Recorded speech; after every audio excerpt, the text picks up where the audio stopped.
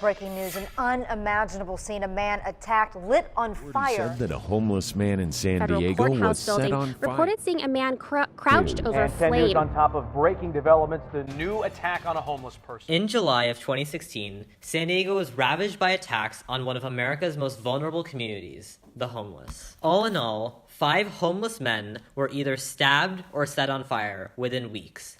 This is not acceptable, and it's not like this happened somewhere far away. This happened here, in San Diego. The issue of homelessness is a big problem across the nation, but it hits close to home too. In this video, we will be talking about homelessness both in San Diego and the nation, its importance, and potential solutions. Despite San Diego's idolized reputation, a significant portion of its population is homeless. In fact, San Diego contains about 9,160 homeless and is ranked as the 4th largest city for the homeless population across the nation. As of October 26th of 2018, San Diego is home to about 6.28% of the state's homeless population. It's quite difficult to generate good solutions to this problem, as many Americans prioritize other issues such as healthcare and immigration over homelessness, but it's imperative to consider the local issues we face. If we do not address this problem, the social and economic impacts will be profound. Homeless children often face truancy, bullying, and suspension or expulsion from school. Adults experience difficulty finding jobs. Both are susceptible to periods of anxiety or depression, violence, and drug use. The homeless population is also vulnerable to health issues. Last year, a local health official declared a health emergency as a result of startlingly high rates of hepatitis A in San Diego County. Hepatitis A, which is spread through fecal material, is a problem among the homeless population because of the lack of consistent access to sanitation facilities. With a lack of proper health care, this disease can quickly escalate and become fatal. Clearly, this is a wake-up call to the entire city of San Diego because the extent of the spread of hepatitis A concerned the health of all San Diegans regardless of their socioeconomic status. The prevalence of homelessness in San Diego is an issue that matters to all of us. Since the homeless are presented with many struggles, we propose that 2 different aspects of homelessness need to be addressed. First, the San Diego government needs to provide more affordable housing for lower income groups. San Diego being perceived as an affluent city means that affordable housing is not always perceived as a relevant issue.